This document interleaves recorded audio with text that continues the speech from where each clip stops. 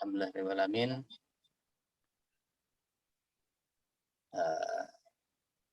Silakan Kang Ustaz, di waktu dan tempat dipersilakan. Bismillahirrahmanirrahim. Assalamualaikum warahmatullahi wabarakatuh. Waalaikumsalam warahmatullahi wabarakatuh. Alhamdulillahirabbil alamin wa bihi nasta'inu ala umuri dunya waddin. Asyhadu an la ilaha illallah wahdah la syarikalah wa asyhadu anna Muhammadan abduhu wa rasuluh. Amma ba'd. Asbahna wa asbahal mulku lillahi wal izzatu wal qudratu lillah. Asbahna ala fitratil Islam wa kalimatil ikhlas wa ala dini nabiyyina Muhammadin sallallahu alaihi wasallam. Allahumma anfa'na bima 'allamtana wa 'allimna ma yanfa'una wa zidna ilman. Alhamdulillah, puji syukur milik Allah. Salawat serta salam senantiasa terlimpah curahkan kepada utusan Allah, kekasih Allah, penutup para nabi dan rasul, Nabi Muhammad sallallahu alaihi wasallam, juga kepada keluarga, sahabat dan umatnya. Rekan-rekan sahabat yang Allah Subhanahu wa taala muliakan, bersyukur di pagi ini kita sudah memasuki bulan Rajab 1443 Hijriah. Tak terasa kawan-kawan sahabat, hanya kurang dari 2 bulan lagi kita akan memasuki bulan penuh berkah, bulan Ramadan. Mudah-mudahan Allah berkahi kita di bulan Rajab dan Allah berkahi kita di bulan Sya'ban, serta semoga Allah memberikan kesempatan kita untuk menikmati bulan Ramadan. Semoga Allah menyampaikan kita pada bulan suci Ramadan. Kawan-kawan sahabat yang Allah Subhanahu wa taala muliakan, di pertemuan yang lalu kita sudah memaparkan tema mengenai hakikat kebaikan. Itu baru part 1 ya, baru bagian pertama, hakikat kebaikan. Apa sih hakikat kebaikan itu menurut Al-Quran? Ini sekilas mengulang sedikit saja pembahasan sebelum kita masuk ke hakikat kebaikan bagian kedua. Hakikat kebaikan di bagian pertama saya sudah sampaikan ke teman-teman yang barangkali belum hadir atau juga pemirsa yang menyaksikan ini ya, yang belum mengikuti kajian sebelumnya, bisa dilihat di YouTube ya. Bisa YouTube Dundrat atau boleh juga di YouTube saya UDE Channel Dede Nugraha ya. Baik, hakikat kebaikan ini merujuk pada Al-Qur'an surat Al-Baqarah surat kedua ayat 177. Poin pertama yang sudah kita paparkan di antara hakikat kebaikan yang sudah kita sampaikan adalah iman. Ini merujuk pada Al-Baqarah ayat 177. A'udzubillahi minasyaitonirrajim. Walakinnal birra man amana billahi wal yaumil akhiri wal malaikati wal kitabi wan nabiyyin. Akan tetapi albir, kebaikan, kebajikan itu ialah beriman kepada Allah, beriman kepada hari akhir, beriman kepada para malaikat, beriman kepada kitab-kitab Allah, dan beriman kepada nabi-nabi, para nabi. Nah teman-teman, jadi kita sepakat ya, itu fondasi keimanan. Fondasi keimanan, akar tauhid itu adalah akidah. Akar tauhid akidah. Jadi kebaikan seseorang itu ternilai dari keimanan yang mampu melahirkan amal soleh, bukan keimanan yang tak mampu menggerakkan kehidupan. Catat ya. Itu poin yang sudah kita sampaikan. Bahkan kita juga sudah rinci ya. Sudah rinci tanda khusus bagi orang-orang yang beriman. Bahkan saya jelaskan itu iman dimulai dari hati atas bil qalbi. Hati jenis ini mampu menangkap sinar terang hidayah Allah dan memiliki tanda khusus. Apa saja tanda khususnya? Pertama, mahabbatullah, cinta kepada Allah. Dua, al-inabah wa tawakkul ala Allah. Jadi hati orang yang beriman itu senantiasa mendorong pemiliknya untuk selalu kembali kepada Allah dan bertawakal kepada Allah. Yang ketiga, tandanya adalah al-ishku fil ibadah. Hati orang yang beriman itu selalu asyik dalam beribadah, tidak pernah merasa bosan, ya. Kemudian bahkan selalu penuh munajat kepada Allah. Berikutnya hati orang yang beriman itu asyauq ilallah. Asyauq ilallah, hati yang beriman selalu merindukan perjumpaan dengan Allah. Al-itminan ma'allah.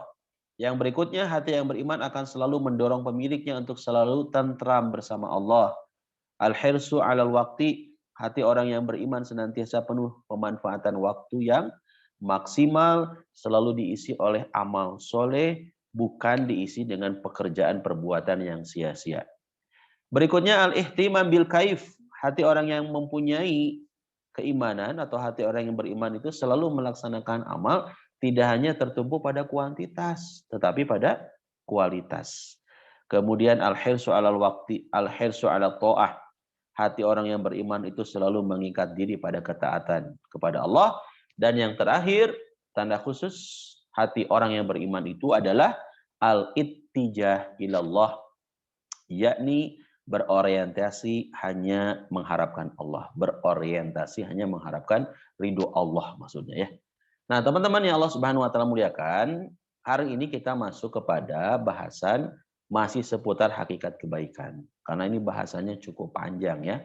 Kalau teman-teman, sahabat-sahabat bisa lihat sambil dengerin kajiannya, sambil buka masing-masing aja ya, nggak perlu ditampilkan di Zoom. Al-Baqarah 177 ya. Ini rujukan kita mengenai pembahasan tentang apa sih hakikat kebaikan teh. Nulis sebat kebaikan teh seperti apa sih?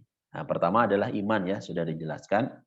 Tapi ini pun belum tuntas sebetulnya, karena kita butuh sekilas memaparkan kepada kawan-kawan bahwasanya disebutkan di ayat ini ada kalimat walakinnal birra man amana billah. Akan tetapi kebaikan itu adalah iman kepada Allah. Apa yang dimaksud dengan iman kepada Allah? Iman kepada Allah ini mencakup tauhid. Tauhid rububiyah, tauhid mulkiyah, tauhid asma wa sifat.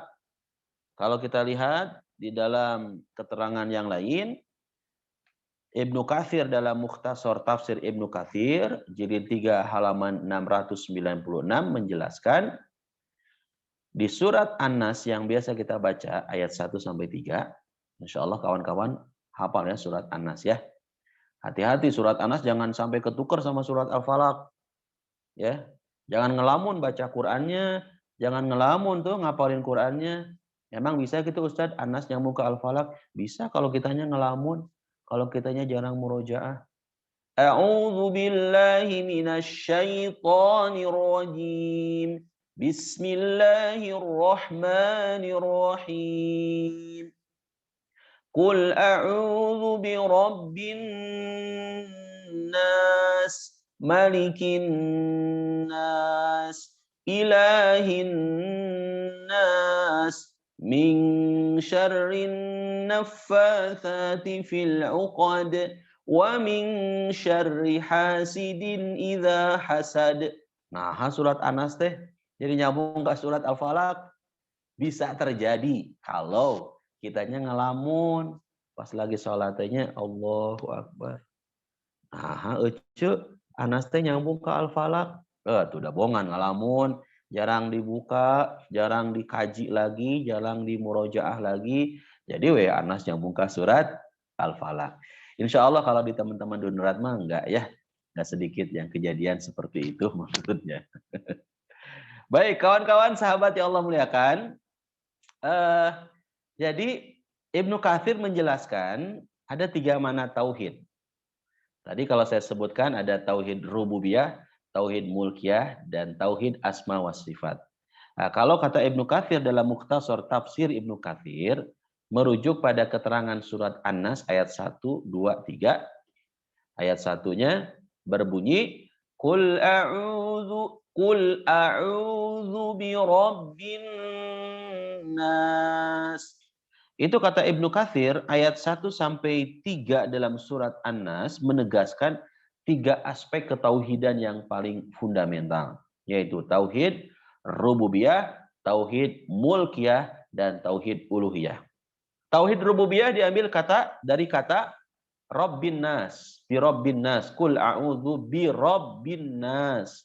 Maka lahirlah tauhid rububiyah.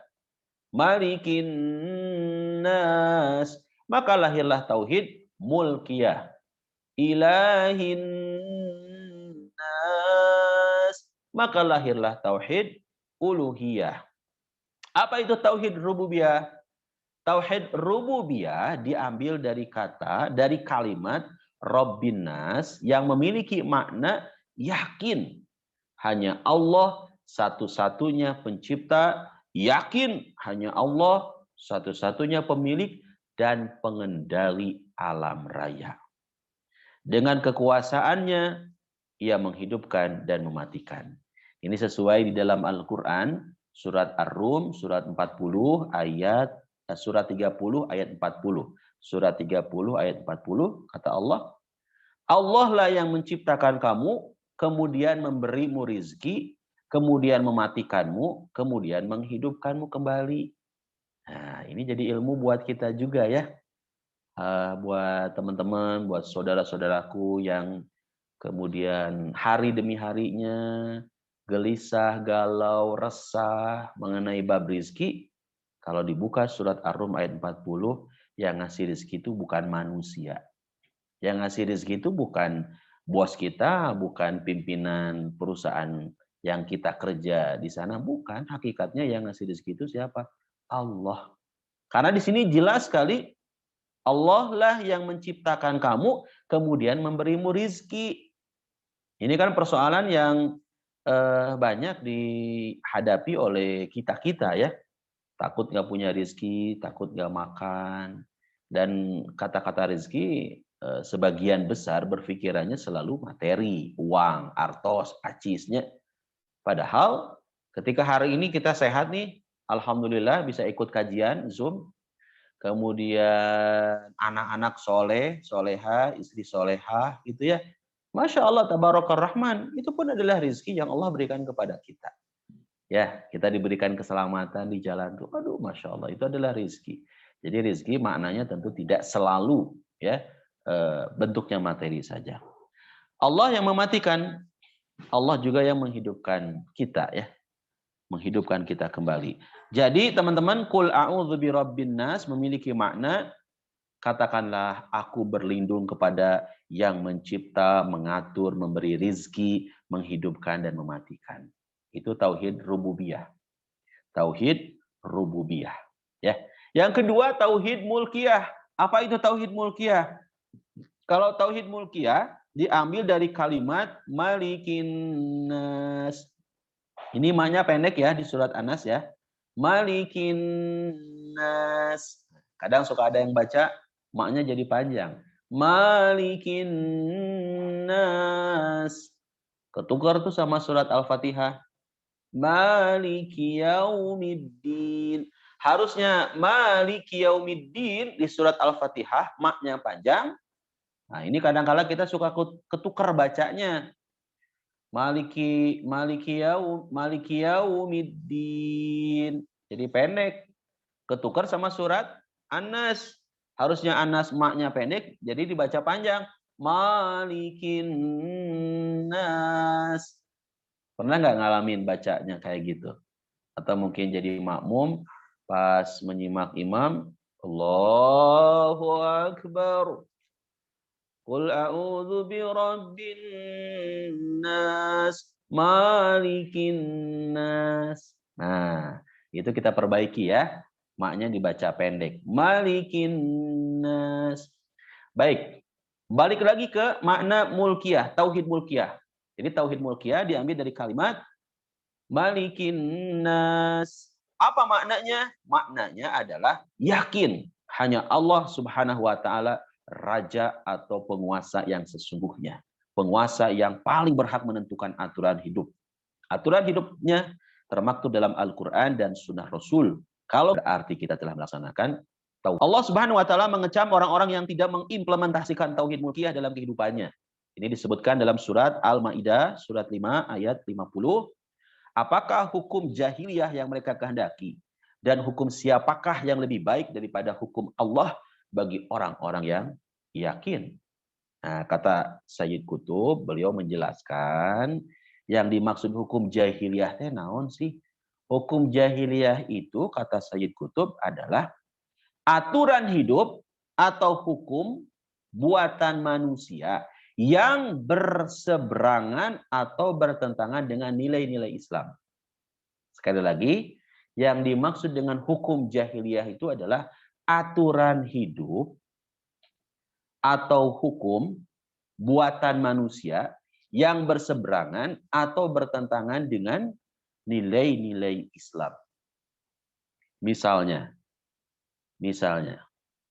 ketika seseorang yang ngakunya muslim, ngakunya muslimah, tetapi lebih senang menggunakan hukum waris adat yang banyak bertentangan dengan hukum waris Islam.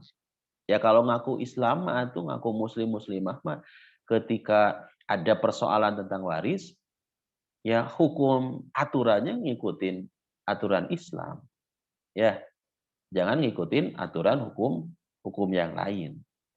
Nah, jadi kalau ketika kita ngikutin hukum aturan yang lain berarti ini pelanggaran terhadap tauhid mulkiyah. Nah, teman-teman yang Allah Subhanahu wa taala muliakan, adapun hukum atau aturan buatan manusia yang ternyata sejalan dengan nilai-nilai Islam, ini mah nggak bertentangan, nggak berlawanan dengan nilai-nilai Islam, sejalan, sejalur, tentu tidak disebut dengan hukum jahiliyah. Ya, jadi kalau aturannya nggak bertentangan dengan nilai-nilai Islam, tidak disebut dengan hukum jahiliyah.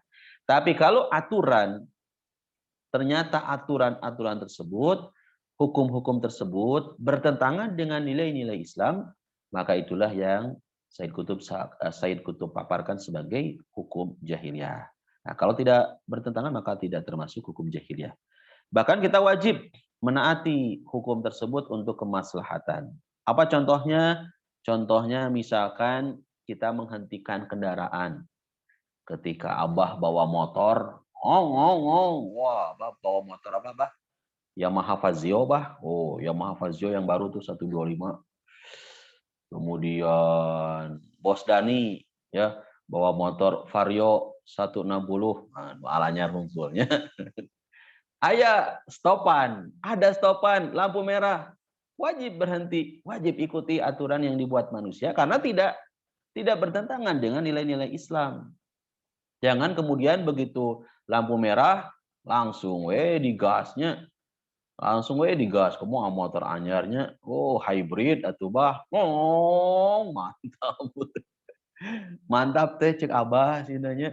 Tapi kalau kita lihat aturan, ini jelas bertentangan dengan nilai-nilai Islam karena melanggar aturan. Meskipun itu aturannya dibuat oleh manusia.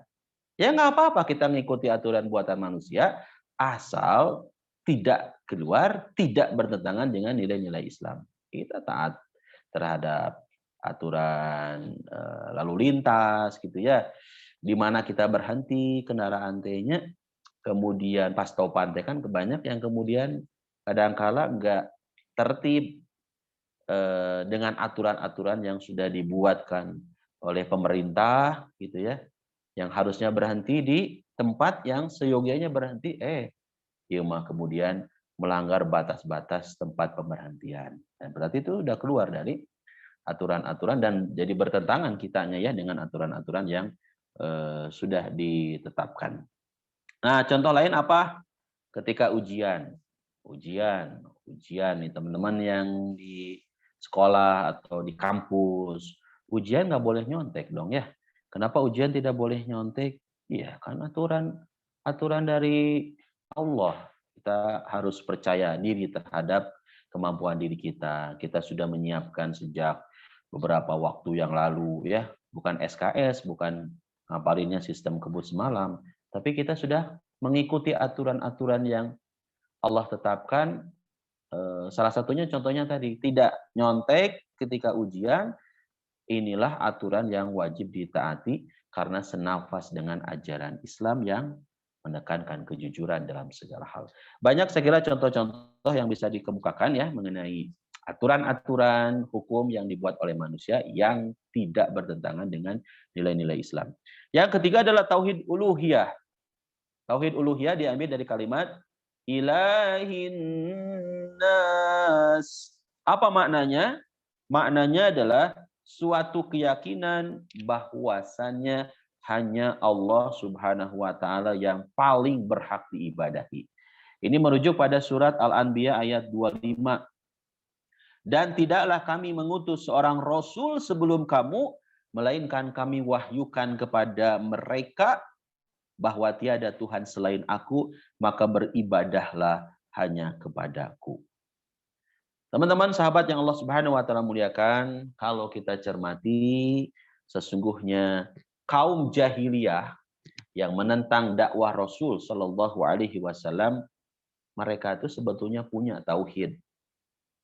Yakni tauhidnya adalah tauhid rububiyah. Ini digambarkan dalam Al-Qur'an surat Al-Ankabut ayat 61.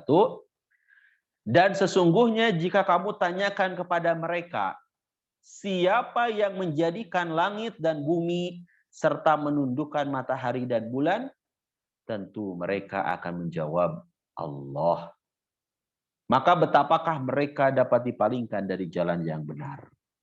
Jadi kata Allah di surat Al-Ankabut ayat 61 ini, orang-orang jahiliyah itu yakin bahwasanya Allah Subhanahu wa taala menciptakan langit dan bumi serta mengatur peredaran alam semesta. Mereka yakin. Mereka punya tauhid tapi tauhid rububiyah saja. Sayangnya teman-teman, mereka itu tidak memiliki tauhid uluhiyah. Saat beribadah apa? Contohnya saat mereka beribadah, mereka menjadikan berhala sebagai sesembahan. Ada ilah-ilah yang lain, ya, ada Tuhan-Tuhan yang lain yang mereka sembah, yang mereka yakini mampu mengatur kehidupan mereka, yang mereka yakini Tuhan-Tuhan yang mereka sembah, berhala-berhala yang mereka sembah itu diyakini sebagai Tuhan yang mampu membebaskan mereka dari berbagai penderitaan kehidupan dan lain sebagainya. Jadi, orang yang di dalam hatinya tertanam tauhid rububiyah belum tentu memiliki tauhid uluhiyah. Nah, tentu teman-teman sahabat yang Allah Subhanahu wa taala muliakan, kita mah harus punya 3 aspek tauhid tersebutnya, rububiyahnya, mulkiyahnya, uluhiyahnya. Jangan kemudian hanya satu aspek tauhid saja yang kita yakini. Sahabat yang Allah Subhanahu wa taala muliakan, itu bicara mengenai iman kepada Allah, ya, yang mencakup 3 tauhid tadi. Bagaimana dengan iman kepada hari kemudian? Karena kembali lagi ke surat Al-Baqarah 177, walakinnal birra man amana billahi wal yaumil akhir. Iman kepada hari kemudian ini dipaparkan di surat Toha ayat 15. Ialah meyakini dengan pasti kebenaran setiap hal yang diberitakan oleh Allah Subhanahu wa taala dalam Al-Qur'an dan Nabi dalam hadis-hadisnya. Mulai dari apa yang akan terjadi sesudah kematian, fitnah kubur, azab dan nikmat kubur, dan apa yang terjadi sesudah alam kubur seperti kebangkitan. Kebangkitan dari kubur, mahsyar, catatan amal, hisab, mizan, haud, telaga, sirat, syafaat, al-jannah, dan an-nar. Ini yang harus kita yakini. Jadi kita meyakini, kita mengimani kepada hari kemudian, yakin dengan pasti bahwasanya kebenaran setiap hal yang diberitakan, disampaikan, dikabarkan oleh Allah Subhanahu wa taala dalam Al-Qur'an dan Nabi dalam hadis-hadisnya adalah kebenaran. Kebenaran yang harus kita yakini, iman kepada hari kemudian. Gimana Ustadz, ada yang ngaku muslim tapi nggak meyakini mengenai hari kemudian. Hari kemudian, hari akhirat mah dongeng wungkul, bohong, dusta katanya, ya. Ada kan orang-orang yang kemudian tidak meyakini, tidak mengimani hari kemudian. Ya batal tuh iman Islamnya. Iman Islamnya itu dipertanyakan karena tidak meyakini hari kemudian, hari akhirat, tidak meyakini adanya kematian, fitnah kubur, ya, adanya kehidupan sesudah kematian, adanya fitnah kubur dan sebagainya. Baik kawan-kawan, berikutnya adalah iman kepada malaikat. Nah, wal malaikati ya. Setelah kepada hari akhir, iman kepada hari akhir, wal malaikati, iman kepada malaikat. Iman kepada malaikat ialah meyakini secara pasti bahwa Allah Subhanahu wa taala mempunyai para malaikat yang diciptakan dari nur. Sebagaimana yang disebutkan dalam hadis riwayat Muslim. Malaikat tidak pernah mendurhakai Allah dan mengerjakan segala titah Allah dengan sempurna. Jadi malaikat mah nggak pernah maksiat. Ya, malaikat mah selalu taat. Ya, malaikat selalu taat, malaikat tidak pernah mendurhakai Allah, malaikat selalu mengerjakan segala titah perintah Allah, apapun itu perintahnya dilakukan dengan sempurna oleh malaikat. Nanti teman-teman bisa lihat di surat At-Tahrim ayat 6. Kemudian iman kepada kitab-kitab Allah wal kitabi. Iman kepada kitab-kitab Allah yakni membenarkan dengan penuh keyakinan bahwa Allah Subhanahu wa taala mempunyai kitab-kitab yang diturunkan kepada hamba-hambanya, yakni para nabi, dengan kebenaran yang nyata dan petunjuk yang jelas. Kalam Allah yang difirmankan dengan sebenarnya, seperti apa yang ia kehendaki dan menurut apa yang ia ingini. Ini alamat hadis Al-Qur'annya juga cukup banyak. Surat Ali Imran ayat 1-4, surat An-Nisa ayat 163, surat Al-Maidah ayat 44-48 ya, mengenai iman kepada kitab-kitab Allah teh. Surat An-Najm ayat 36-37, juga surat Al-A'la ayat 18 sampai dengan 19. Imannya kita kepada kitab-kitab Allah wal kitabi. Kitab-kitab Allah yakni membenarkan dengan penuh keyakinan bahwa Allah mempunyai kitab-kitab yang diturunkan kepada para nabi, hamba-hambanya dengan kebenaran yang nyata dan petunjuk yang jelas. Berikutnya wan nabiyyin. Kita pun mesti beriman kepada para rasul. Beriman kepada para nabi ialah membenarkan dengan penuh keyakinan bahwa Allah Subhanahu wa taala mengutus seorang rasul pada setiap umat. Apa tugasnya? Untuk mengajak mereka beribadah hanya kepada Allah semata. Tidak menyekutukan Allah serta kepercayaan bahwa semua rasul adalah hak. Semua rasul adalah benar. Mereka telah menyampaikan apa yang karenanya mereka diutus oleh Allah tanpa menyembunyikan atau menambahnya. Ini kalau bicara iman kepada para nabi, para rasul, sebelum COVID, sebelum pandemi, Februari ya 2020-an ya, Maret masuk Februari pertengahan masuk ke awal April, qadarullah saat saya dengan rombongan melakukan satu program namanya Jejak Rasulnya atau Napaktilas tuh. Napaktilas, jejak Rasul, jejak para nabi. Kita belajar langsung sejarah mengenai para nabi, para rasul itu di tempatnya langsung ya, di Mesir, di Palestina, kemudian berakhir di Yordania. Itu pas kemudian menjalankan program itu, Masya Allah, tabarakar rahmannya, luar biasanya. Bagaimana gitu kan, kita merasakan perjuangan para nabi, para rasul itu ternyata nggak ringan, mereka teh beratnya.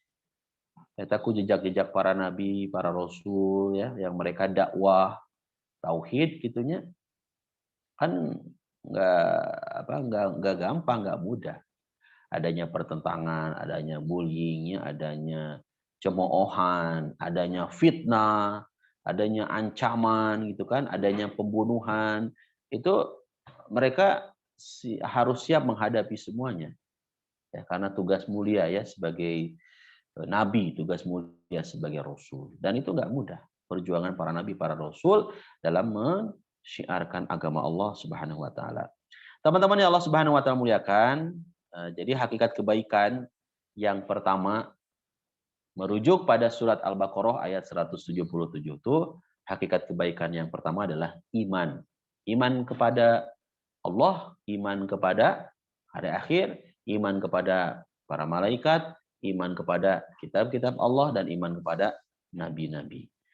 Yang berikutnya, hakikat kebaikan itu selain iman adalah amal. Nah, yang kedua amal. Teman-teman bisa lihat masih di Al-Baqarah 177. Wa atal mala ala hubbihi dzawil qurba wal yatama wal masakin wa ibnas sabil والمساكين وابن السبيل والسائلين وفي الرقاب dan memberikan harta yang dicintainya kepada kerabatnya, anak-anak yatim, orang-orang miskin, musafir yang memerlukan pertolongan, dan orang-orang yang meminta-minta dan memerdekakan hamba sahaya. Inilah amal sosial, ya, Masya Allah, yang banyak dikerjakan juga oleh kawan-kawan dari Dunrat, ya, dunia akhirat. Amal soleh, amal sosial adalah hakikat kebaikan. Amal yang melahirkan kesejahteraan untuk manusia yang lain dan yang memunculkan kedamaian bagi segenap manusia. Itulah amal sosial. Mencintai harta adalah naluri setiap manusia, sebagaimana disebut di An-Nisa ayat 14. Ya, zuyyina lin-nasi hubbus syahawati minan nisa'i wal banina, al-ayah dan seterusnya. Nanti bisa dicek An-Nisa ayat 14. Harta yang dicintainya harus diberikan kepada manusia yang memerlukannya. Hati-hati ya kalau bicara harta ini. Rasulullah SAW menyebutkan dalam hadis riwayat Tabrani, la tazulu qadama 'abdin fi yaumil qiyamah hatta yus'ala an arba'in. Seseorang tidak akan beranjak kelak pada hari kiamat, melainkan akan ditanya mengenai 4 hal. Salah satu dari 4 hal itu an malihi, min ainaktasabahu wa fima anfaqahu. Yang akan dimintai pertanggungjawaban di hadapan Allah Subhanahu wa taala itu adalah tentang harta. Min ainak tasabahu, dari mana harta itu didapatkan. Dan jangan lupa wa fima anfaqahu, dibelanjakan untuk apa harta itu. Ya. Jadi kalau harta yang kita raih, harta yang kita dapatkan titipan dari Allah itu jelas, kita mendapatkannya di jalan yang halal, jalan yang thayyib. Mengeluarkannya pun harus di jalan yang baik. Nah, ini yang perlu dipahami oleh kita, ya. Harta yang dicintai mesti diberikan kepada manusia yang memerlukannya. Siapa saja? Siapa saja manusia-manusia yang memerlukan harta tersebut? Yaitu anak-anak yatim. Ayat ini disebut, ya. Orang miskin, musafir, orang yang meminta-minta, dan untuk memerdekakan hamba sahaya. Jika semuanya telah ditunaikan, ia sampai pada derajat kebaikan yang sesungguhnya. Ini di awal juga sempat saya paparkan, ya. Bahkan tadi juga saya sampaikan iman kata-katanya itu yang tadi saya sebutkan tuh. Kebaikan seseorang itu ternilai dari keimanan yang melahirkan amal soleh, bukan keimanan yang tak mampu menggerakkan kehidupan. Nah, catatnya. Jadi kalau yang ngaku iman ya harus dong disertai dengan amal solehnya, yaitu dengan cara memberikan bantuan kepada orang-orang yang memerlukannya. Berikutnya, Allah Subhanahu wa taala berfirman dalam surat Ali Imran ayat 92. Kata Allah, kamu sekali-kali tidak sampai kepada kebajikan yang sempurna sebelum kamu menafkahkan sebagian harta yang kamu cintai. Dan apa saja yang kamu nafkahkan, maka sesungguhnya Allah mengetahuinya. Catat, ya.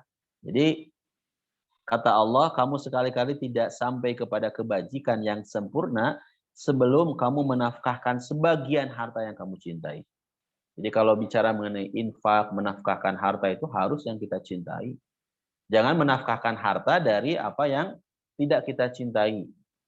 Aya ku ayana nyumbang spring bed. Aduh, Gusti eta spring bed nate tos warnana tos benten yang asalnya putih jadi beda warnanya.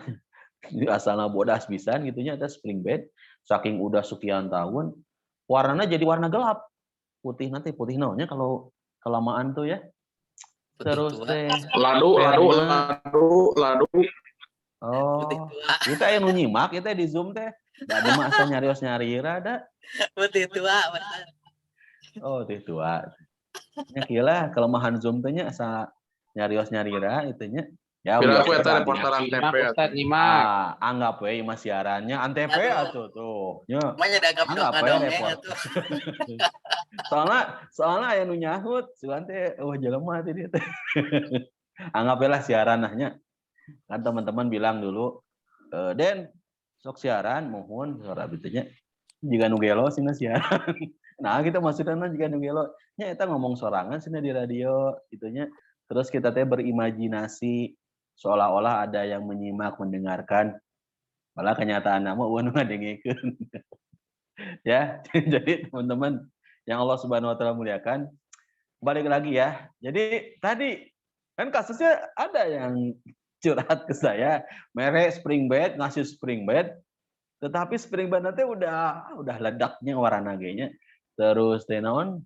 Perna ge ya, begitu diukan di sarean teh nya teu ieu deui, teu hudang deui. Teu hudang deui ieu na perna gitu nya, saking udah rusak. Nah, jangan dong saya. Saya, jangan saya. Saya teh bukan sayang, saya teh saiton. Jangan dong saya. Jangan ngasih sesuatu barang yang jangankan orang lain mencintai, orang nage geus geuleuh ningalina ngasih teh yang tidak gitu ya cintai. Kita diperintah sama Allah, saur Allah ieu mah Ali Imran ayat 92, kita mesti menafkahkan sebagian harta yang kita cintai, yang kamu cintai. Apa yang kamu cintai sok? Ya. Memang berat banget ya ini ujiannya ya, memberikan apa yang kita cintai. Kemarin kejadiannya kemarin ya, tapi sempat kejadiannya beberapa waktu yang lalu. Beberapa waktu yang lalu saya teh ke madrasah tempat ngajar pakai jaket yang itu memang jaketnya bukan abal-abal ya. Arya jeans. Oh, kan Arya jeans tuh di jalan mana Merdekanya. Itu kan dia berkelasnya. Aduh, kayak berkelas. Saya pernah dikasih jasket bukan jaket. Jasket oleh seseorang. Itu luar biasa bagus. Emang bogoh, saya juga karena bahannya bagus, kemudian modelnya juga bagus gitu ya. Qadarullah ada teman saya yang ternyata seneng. Ustaz, meni saya jaketna. Eta teh nyarios kitu teh tos aya 3 kali nama. Begitu ketemu lagi, Ustaz, jaketna sae. Begitu ketemu lagi, Ustaz, jaketna sae nya. Jaket yang sleting teh nya jas, semi jas. Wah, geus 3 kali ieu mah. Kode. Ngan bilang gitu, jaketna sae. Makanya Ya. kameut ya maksudnya. Kamu meut bogoh pisan, da abdi ge bogoh. Sama pasti tinggal tina di lebatna merek nantinya. Iya nanti nu ngaput nanti Arya Jeans, teman-teman ya. Bisa searching lah Arya Jeans-nya sabaraha pangawasna. Da abdi ge pamasihan. Da abdi ge ieu mah titipan ti Allah, pamasihan ti Allah. Bismillah we pasihkeun. Ya. Bismillah we pasihkeun. Tapi tong bari ceuriknya, yo ku abdi pasihkeun jaketna. Bari nyeri hate henteu. Bismillah, mudah-mudahan Allah ganti dengan yang lebih baik lagi. Yakin weh gitunya. Tapi nggak harus selalu dengan materi. Tadi yang saya sampaikan rezeki tehnya bisa berupa sehat, ku orang infak sodakoh tehnya bisa berupa anak barudak, alhamdulillahnya soleh budak teh. Indung budak ya alhamdulillah soleha diberi resiko sakitu tehnya. Kemudian kita teh dikasih selalu kesempatan untuk kenikmatan beribadah. Oh, itu teh rezeki yang sangat luar biasanya. Oh, jam genep peningannya. Kita lanjutin teman-teman ya. Sedikit lagi. Menafkahkan harta bukan harta sisa. Nah, ini catatannya ya. Menafkahkan harta bukan harta sisa, tapi harta yang sampai pada kebaikan sesungguhnya adalah jika yang diberikan itu sesuatu yang kita cintai. Bogoh pisan kana eta harta teh. Bismillah we dikeluarkan di jalan Allah. Di antara ayat lain yang menganjurkan kita agar menafkahkan harta adalah surat Al-Baqarah. Surat Al-Baqarah ayat 267, surat Saba ayat 39, dan surat Al-Lail ayat 5-7. Rasulullah Shallallahu Alaihi Wasallam bersabda, setiap hari kala umat manusia memasuki pagi, dua malaikat turun. Satu di antara keduanya berkata, Ya Allah, karuniakanlah ganti kepada orang yang selalu bersedekah. Mereka menggunakan hartanya untuk ibadah. Sedangkan yang satu lagi berkata, Ya Allah, berikanlah kerusakan, yaitu kerugian kepada manusia yang tidak mau bersedekah. Ya ancamannya. Ancaman pisan, kangge jalmi-jalmi buat orang-orang yang enggan bersedekah. Apa ancamannya? Itu didoakan ke malaikat. Malaikat nggak doakan nage guysnya. Didoakan naon kerugian kepada manusia yang tidak mau sedekah. Paingan ieu teh nya dagang teh asa rugi we jeung rugi. Rugi jeung rugi. Rugi we terus-terusan rugi. Oh kalau kita evaluasi teh introspeksi muhasabah. Meureun sayanya kurang sedekah, rugi wae nya dagang teh. Bismillah. Ikut program Dunrat bergerak. Bismillah qadarullahnya. Itu saya masih terngiang dan ingat kejadian Kang Sanu di Jalan Cendol gitu naon. Masya Allah ku sodakoh mahnya tiba-tiba ada proyek di mana di hotel dulu Kang Gani sempat cerita tanya pesen sa gerobak gitu. Qadarullah keajaiban sodakoh hariku sodakoh mah insya Allahnya Allah di hadis ini disebutkan muttafaq alaih hadis nagenya Bukhari Muslim itu. Malaikat akan mendoakan orang yang sedekah itu dengan apa? Karuniakanlah ganti kepada orang yang selalu bersedekah, mereka menggunakan hartanya untuk ibadah. Mau hartanya dipakai di jalan Allah Subhanahu wa taala beribadah. Kawan-kawan yang Allah Subhanahu wa taala muliakan, seorang salafus salih berkata, orang yang dermawan itu dekat dengan Allah, dekat dengan manusia dan jauh dari neraka. Sedangkan orang kikir itu jauh dari Allah, jauh dari manusia dan dekat dengan neraka. Saya kira perkataan salafus salih ini yang kemudian menjadikan seorang Opik yang penyanyi itu ya. Mungkin terinspirasinya dari perkataan salafus salih ini. Kalau di sini kan ada penyanyi juga ya, di sini ada singers. Ada Opik itu ada lagu Opik yang judulnya Sedekah ya. Alangkah indah.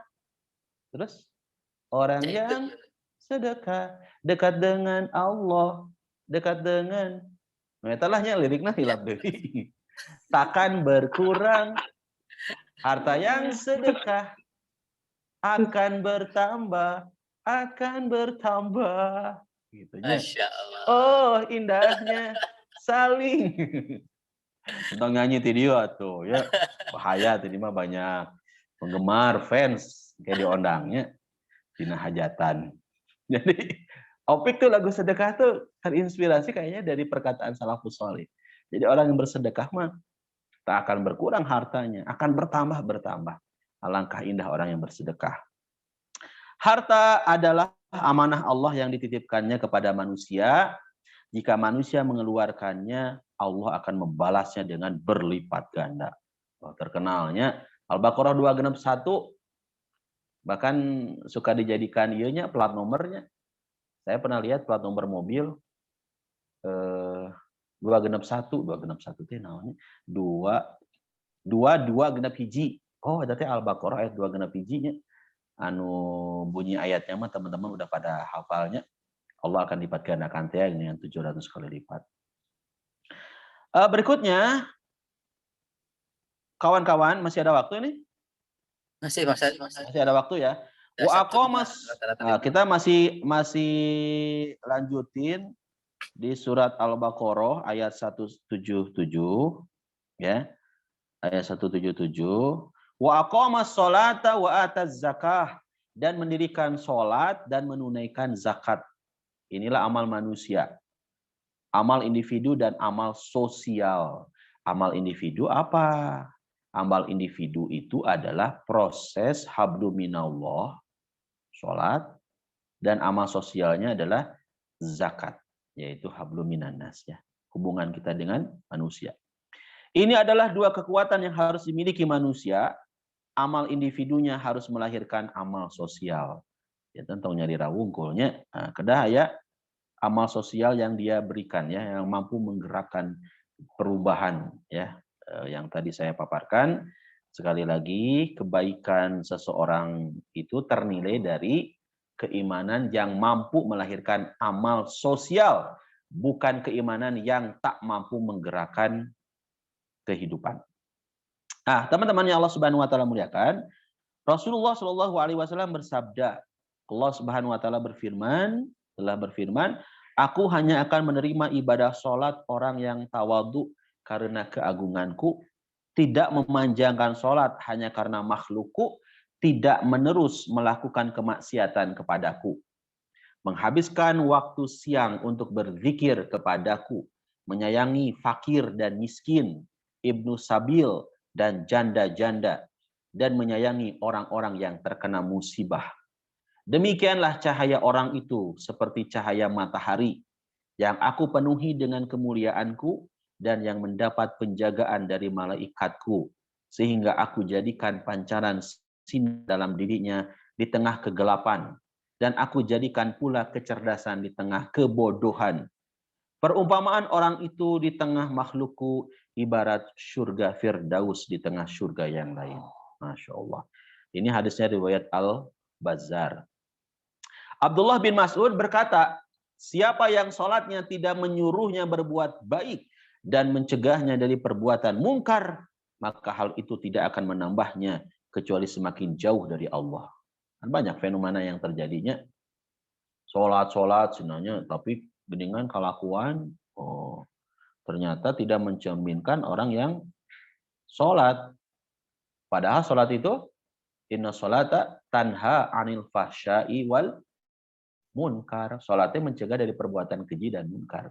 Jadi kalau sholatnya benar, kalau sholatnya baik, ya, kalau sholatnya benar sesuai dengan perintah Allah dan Rasulnya, kalau sholatnya khusyuk, maka dipastikan dia akan semakin senang berbuat baik dan semakin mencegah dirinya dari perbuatan mungkar, semakin menjauhkan dirinya dari perbuatan-perbuatan mungkar. Perbuatan mungkar tidak akan dilakukan. Kenapa? Karena dia paham. Sholatnya bukan sekedar gerakan yang tanpa makna, tanpa arti, tapi harus punya makna yang dalam, ya. Jadi bukan semakin jauh kalau orang yang sholatnya benar, justru semakin dekat dengan Allah. Orang yang benar-benar melaksanakan sholat, maka dari sholat yang satu ke sholat yang lainnya merasa sempit waktu dalam bersimpuh di bawah kekuasaan Allah. Ia memohon kepadanya untuk ditunjukkan jalan yang lurus dalam keadaan pasrah dan khusyuk. Begitulah seterusnya dalam menyambut sholat berikutnya, sehingga terasa tak ada putusnya hubungan dengan Allah dan tidak putus pula mengingat Allah di antara sholat yang satu ke sholat yang lain, sehingga tidak sempat lagi melakukan maksiat. Demikianlah Allah menaungi hambanya yang memelihara sholat-sholatnya karena merindukan perjumpaan dengannya dan sama sekali tidak mungkin menjauhkannya. Teman-teman yang Allah Subhanahu wa taala muliakan, kan kunci kita pengen berjumpa sama Allah tehnya itu disebutkan di surat Al-Kahfi, terus Arafal tadi Al-Kahfinya ayat 110. Itu ada potongan ayatnya.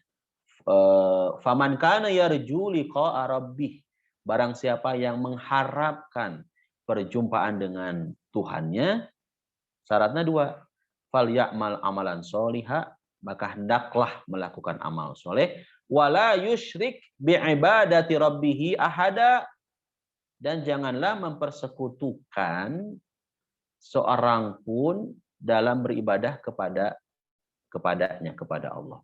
Jadi syarat seseorang berjumpa dengan Allah itu adalah beramal soleh dan tidak menyekutukan Allah. Ah, gitulahnya sederhana namanya. Tauhidnya yang benar, amal solehnya juga mesti benar.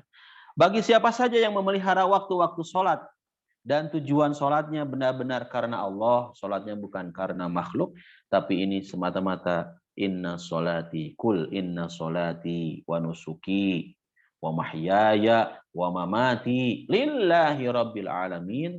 Ini mah sholatnya karena Allah. Melatih dirinya menentang dan mengalahkan arus kesibukan hidup, tidak mendahulukan kepentingan materi. Dengan demikian, jiwanya mampu menaklukkan ujian dunia beserta kesenangannya, begitu pula dalam menumpukan harta. Itu kata Syekh Mustafa Masyhur. Nah, masyhur ya. Teman-teman, sedikit lagi ya. Zakat ini adalah amal sosial. Insya Allah teman-teman satu waktu mungkin di lain kesempatan nanti kita bicara lebih dalam mengenai zakat ya. Bagaimana zakat itu mampu menumbuhkan, karena secara arti juga zakat itu kan tumbuh bersih, zakat itu berkah ya, barokah, pujian secara bahasa zakat itu. Dan zakat itu mengandung makna bahwa siapa yang ingin hartanya bersih, siapa yang ingin hartanya berkah, maka tunaikanlah zakat. Kalau kata Ebit Bid'ah itu rapper orang Ranca Ekek yang sekarang tinggal di Kota Baru Parahyangan, mari berzakat, berbagi pada sesama. Aye, itu ada judulnya, mari berzakat. Tunaikan zakat, sempurnakan syahadat. Sesungguhnya zakat adalah mensucikan. Itulah lagunya. Ya, Ebit Bid'ah. Ya, baik teman-teman, yang sedikit lagi yang ketiga, hakikat kebaikan. Orang saya pun nanya hakikat kebaikan bagian kedua. Nanti di bulan berikutnya temanya yang baru lagi aja biar ini bisa kita selesaikan. Yang ketiga, hakikat kebaikan. Terus tadi yang pertama apa? Iman. Dua, amal. Yang ketiga, janji. Wal mufuna bi ahdihim idza ahadu, dan orang-orang yang menepati janjinya apabila ia berjanji. Karena yang lagu tuh, lagu janji ti giginya apa tuh Kak Abah? Itu yang nyanyinya kan Arman Maulana. Aya janjinya gelap deui laguna nya. Yalah dibantos penulisnya. Secara janji mah aduh pribados kieu nu nyariosnya nuju diajar jantan jalmi-jalmi anu menepati janji. Tepat janji dan menepati janji. Inilah hakikat kebaikan selanjutnya. Manusia yang senantiasa menepati janji adalah manusia yang terhormat, manusia yang berwibawa dan memiliki kemuliaan. Senang atau kalau punya teman suka menepati janji, ya. Bahkan kalau kita lihat orang-orang yang melanggar janji itu, Rasulullah SAW mengingatkan kepada kita dalam sabdanya, ayatul munafiki thalathun. Ini hadisnya populer ya. Hadis riwayat Bukhari Muslim, muttafaq alaih. Ayatul munafiki thalathun. Ciri tanda orang-orang munafik itu 3. Ayatul munafiki thalathun. Ciri tanda orang munafik itu 3. 1, idza haddatsa kadzaba, apabila berkata dia berdusta. Wa idza wa'ada akhlafa, apabila dia berjanji dia melanggar janjinya. Wa idza tumina khana, dan ciri orang munafik yang ketiga adalah dan apabila diamanahi dia berkhianat. Salah satunya Rasul menyebutkan tadi, apabila berjanji dia mengingkari. Naudzubillah ya, kita berlindung kepada Allah jangan sampai kita menjadi orang-orang munafik yang tidak bisa menepati janji-janji yang kita sampaikan. Ustaz kan atos, Nabi mah janji teh diawali dengan insya Allah, insya Allahnya, insya Allah. Tapi hari insya Allah niatana mau melaksanakan menepati janji mah itu insya Allah palsu ya. Harusnya betul kalau ketika seseorang berjanji maka katakan insya Allah jika Allah menghendaki ya. Jika Allah menghendaki artinya kita berusaha untuk menepati dari setiap janji-janji tersebut, bukan hanya manis di bibir, gitu ya. Terakhir kawan-kawan, hakikat kebaikan terakhir ya aslinya iman terakhir, kita di terakhir wae istilahnya. Yang keempat adalah sabar. Yang pertama hakikat kebaikan teh iman, 2 amal, 3 menepati janji, nu kaopat sabar ya. Sobar tina bahasa Arabnya. Was-sabirina fil ba'sa'i wad-dharra'ina. Mohon maaf. Was-sabirina fil ba'sa'i wad-dharra'i wa hinal ba's. Dan orang-orang yang sabar dalam kesempatan. Mohon maaf. Dan orang-orang yang sabar dalam kesempitan, penderitaan, dan dalam peperangan. Naon sih sabar teh? Sabar Ustaz. Sabar. Insya Allah ku sabar masih kesel. Sabar. Sabar itu adalah menahan dan mencegah. Tidak pernah mengeluh menghadapi kehidupan. Menahan rasa sakit dan terus berusaha. Mencegah munculnya putus asa dengan proses usaha yang maksimal. Itulah sabar yang benar. Ayat-ayat yang membahas tentang sabar seueur pisan ya. Al-Baqarah ayat 45-nya, Ali Imran ayat 200, An-Nahl ayat 96, Az-Zumar ayat 3, Az-Zumar ayat 10 ya. Sabar adalah tiang dan penyangga kesuksesan. Manusia yang sabar akan menemukan kekuatan dalam hidupnya. Buktosna ieu bergeraknya alhamdulillah ku sabar mahnya tos bade ka tahun kedua, masya Allah sabar we. Kawan-kawan dari bergerak. KCM sabar alhamdulillah Ustaz teu karawasnya tos sabaraha masjid teh ayeuna anu tos dibersihan ku KCM komunitas cinta masjid teh bebersih WC, toilet. Ku sabar mah geuningan ternyata memberikan nilai kebaikan juga ya, bukan hanya bagi tim KCM tapi juga bagi orang-orang masjidnya juga dikasih pembinaan pendidikannya di emutan ternyata bersih-bersih masjid itu seperti ini nih caranya. Dan mereka dikasih ini juga ya pemahaman supaya tidak mengandalkan KCM. Jadi tiap kotor masjid telepon KCM, "Bah, Haji dia ieu tos kotor WC." Kali itu si tim KCM teh. Ditelepon deui, "Tim KCM ke sini WC-nya sudah kotor." Kali itu deui. Enggak demikian ya. Tapi memberikan kemandirian kepada masjid-masjid juga. Geuningan bebersih masjid teh muni kudu ku baturnya, batur jauh-jauh ka dieu ngabersihan WC, piraku ieu nu orang caket sareng masjid tidak mengkhususkan membuat tim khusus, anggaran khusus untuk bebersih masjid. Bisa jadi mungkin fenomenanya ada yang setelah KCM datang, tim KCMT kemudian berpikir, ayo orang anggarkeun buat bebersih masjid. Timnya siapa dari warga-warga sekitar atau pengurus masjid. Bisa jadi seperti itu, buah dari kesabaran yang dilakukan oleh teman-teman ya. Nah, kalau empat hal itu disampaikan, dilakukan oleh kita mengenai hakikat kebaikan, artinya iman, amal, janji, terus terakhir sabar. Ulaika alladzina shadaku wa ulaika humul muttaqun. Mereka itulah orang-orang yang benar imannya dan mereka itulah orang-orang yang bertakwa. Apa hikmah dari pembahasan penjelasan Al-Baqarah 177 mengenai hakikat kebaikan ini? Hikmahnya adalah jangan pernah terusik ketika asyik menunaikan ibadah dan kebaikan. Standar kebaikan adalah wewenang Allah Subhanahu wa taala. Kebaikan tidak terpaku pada dataran simbol, namun pada esensi yang akan menggerakkan diri berlabuh dengan ridho dan maghfirah Allah. Tidak ada esensi tanpa simbol, dan simbol yang tidak melahirkan esensi adalah bohong dan tak bermakna. Simbol dan esensi bagaikan dua sisi mata uang, keduanya terpaut kuat menjadi satu tak terpisahkan. Semoga kawan-kawan yang Allah Subhanahu wa taala muliakan, segala ibadah yang kita lakukan semakin membuat kita soleh, semakin membuat kita terhormat dan mulia di dunia dan di akhirat. Wallahu a'lam bishawab. Itu saja yang bisa dipaparkan mengenai tema kita di kesempatan kali ini tentang hakikat kebaikan, merujuk pada surat Al-Baqarah ayat 177. Semoga jadi ilmu yang bermanfaat dan mohon maaf ya waktunya ini kelebihan, sudah jam 6:22. Dari kita juga punya kegiatan, saya pun mohon pamit izin karena ada keperluan juga. Jadi untuk sesi tanya jawab ditiadakan terlebih dahulu. Kalaupun mau bertanya bolehlah ke moderator aja ya. Biar moderator yang menjawab. Terima kasih. Subhanakallahumma wa bihamdika asyhadu an la ilaha illa anta astaghfiruka wa atubu ilaik. Walhamdulillahirabbil alamin. Wassalamualaikum warahmatullahi wabarakatuh. Waalaikumsalam warahmatullahi wabarakatuh. Alhamdulillahirrahmanirrahim. Terima kasih kepada Kak Ustaz Deden yang telah memaparkan begitu banyak sekali ilmu kepada kita.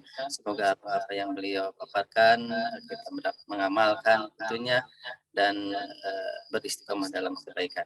Sahabat sekalian, terima kasih sudah stay tune terus di kajian Subuh Dunrat. Semoga apa yang kita kerjakan mendapatkan keberkahan dan kebaikan Allah Subhanahu wa taala.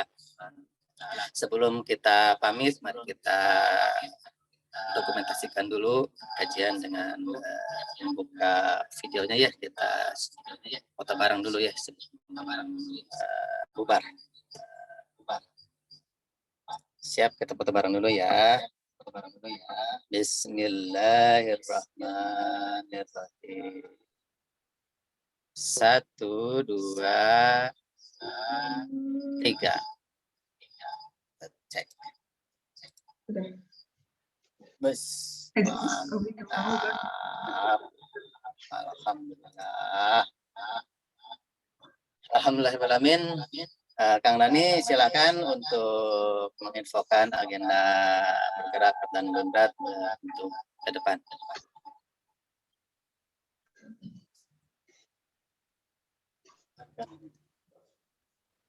Lengit. Haji, gimana hasilnya tadi malam kemarin?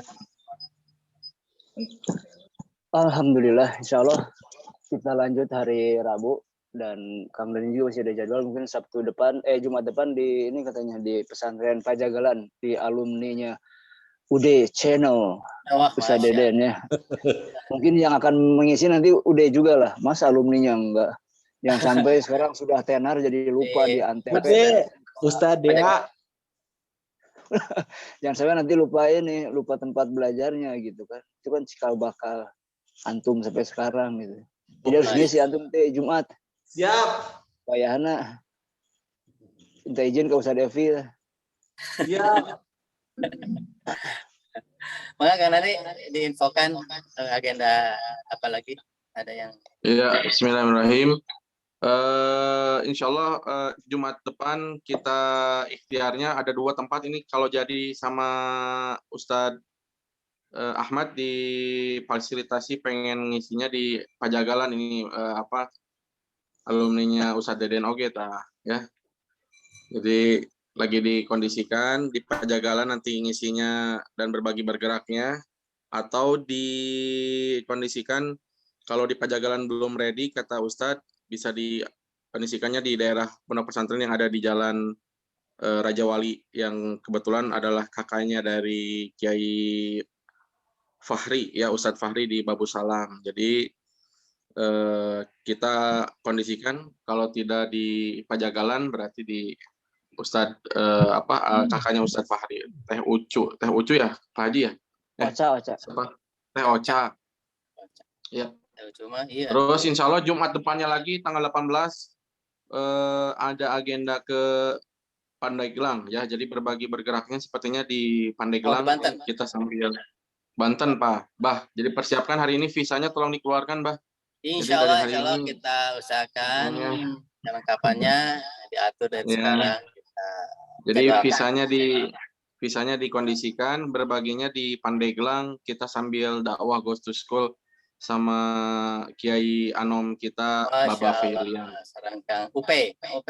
Ya, UP. Tapi sebelumnya Bah, ini Ustadz Isa ngajak teman-teman Dunrat untuk silaturahim ke pondok pesantrennya beliau, tanah wakaf beliau di Cilengkrang itu sudah jadi, WC-nya sudah jadi, sudah bisa dipakai, ada airnya. Masjidnya sudah jadi. Masjidnya sudah bisa jadi dipakai. Beliau mengundang dan kapan bisa mabit di sana lagi ya, atau ngeliwat di sana katanya. Jadi mudah-mudahan sih sebelum ke Pandeglang ada mabit dulu di Ustadz Isa karena Ustadz Isa ngajak beliau ngajak teman-teman semua Dunrat ini biar tapi sekaligus kita silaturahim offline udah lama nggak silaturahim offline kan ya, Bah. Jadi Iya, nanti siapa tahu ada yang mau ikut ke sana. Jadi tapi kita silaturahim offline-nya nanti lebih ke pengennya kayak waktu di kantornya Pak Haji Nurdin sih. Cuman ini mah Ustadz Isa mengundang kita untuk melihat lokasi di sana. Gitu, Bah. Soalnya nanti dikabarin lah tanahnya. Kita bikin nasi kebuli lagi di atas ya. Masya Allah. Siap, terima kasih Kang Dani atas informasinya, Kang Ude dan semuanya sahabat-sahabat Dunrat sekalian. Alhamdulillahirrahmanirrahim, kita sudah di ujung acara. Mari kita tutup kajian kali ini dengan membaca hamdalah bersama-sama. Alhamdulillahirrahmanirrahim. Dan majelis subhanallahumma wa bihamdika asyhadu an la ilaha illa anta astaghfiruka wa atubu ilaik. Selamat bergerak, selamat beraktivitas kembali sahabat sekalian. Mohon maaf, wabillahi taufiq wal hidayah. Wassalamualaikum warahmatullahi wabarakatuh. Waalaikumsalam warahmatullahi wabarakatuh. Semangat, semangat.